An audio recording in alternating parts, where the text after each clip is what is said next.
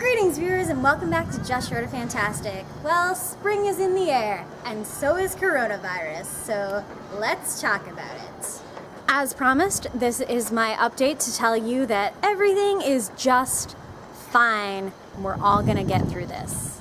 COVID-19 is currently rampaging through many countries across the globe, but it has been rampaging here in South Korea for weeks now.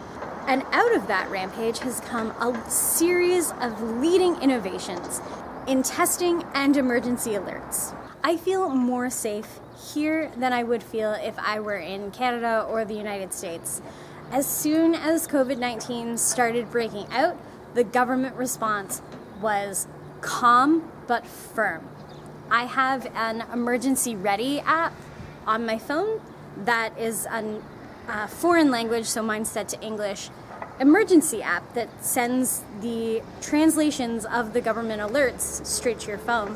At first, I had downloaded it maybe a week or two before coronavirus really exploded, so I was just getting the standard alerts about like earthquakes or flooding or like bad air pollution, and those were fine, and I had it set for like all over the country. But then coronavirus happened and I was getting these alerts for all over the country like every hour, if not like every 20 minutes. And that was just overwhelming. So I had to go into the settings and change it so I was just getting Jeollanam-do, which is my province where I live, and the major city of Gwangju, because I have a lot of friends in Gwangju and I travel there a lot, so I wanted to keep updated about that city in particular. So after I did that, the messages started slowing down, but I was still getting them for maybe a week or two, quite consistently, maybe like 6 or 7 a day. And what most of those alerts were was reporting on the case numbers in my province, where they were, and what the travel path of those confirmed cases. So for example, if a person who's been confirmed with COVID-19 had traveled on a specific bus to a specific location at an approximate time, it would tell you that in the alert. So if you were in that area at that time and you start to get symptoms, go get tested. And to me, that is just phenomenal organization. That is incredible. I can't imagine tracking people with that accuracy and getting that information out to people in Canada. Like, I'm sure they can set it up, but this was just ready to go. It is incredible how organized and how calm the government response has been. But of course, people are fallible, and we did have that giant outbreak due to that one religious group. But the response to that was calm and well organized as well. They tracked down as many people as they could. They told people, hey, if you came into contact with one of these people, get yourself tested.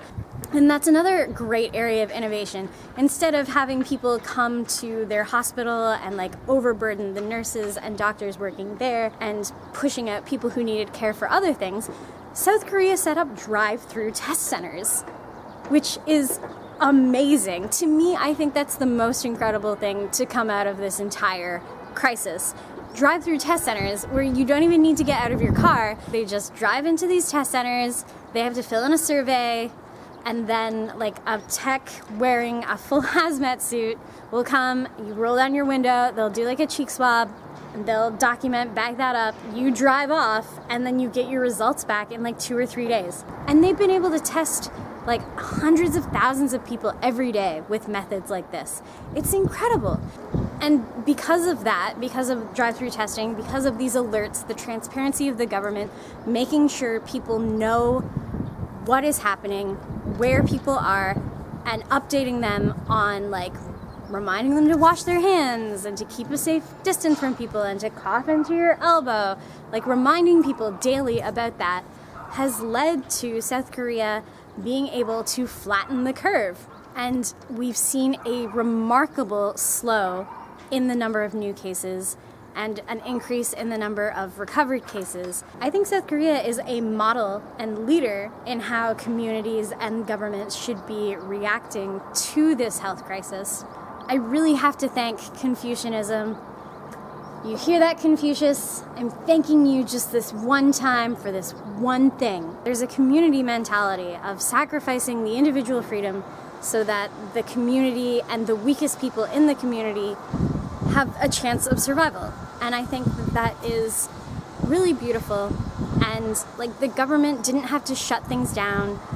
There have been no closures of like restaurants or bars or cinemas, all the things that are being closed in Ontario. People are just willingly self-isolating unless it's essential. The government's fast, firm, and transparent response to this crisis, and with the innovations with testing and keeping everyone informed, I think those are the three key aspects that have pulled us through this crisis with a minimal number of deaths. And with a minimum of panicking. No one is panicking here. The only thing people are panic buying are masks.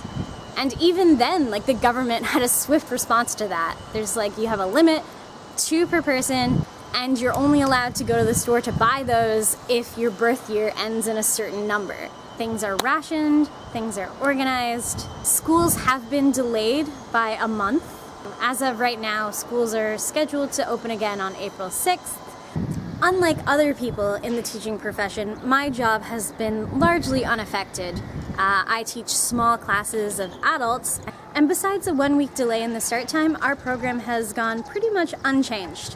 Of course, we have to keep a lot of our social activities on site. They don't want us like going to crowded places. I don't want to be going to crowded places either. And we're being told to practice social distancing over the weekend and to not use public transportation, to not travel to different cities in Korea, especially not to travel to hotspot cities like Daegu.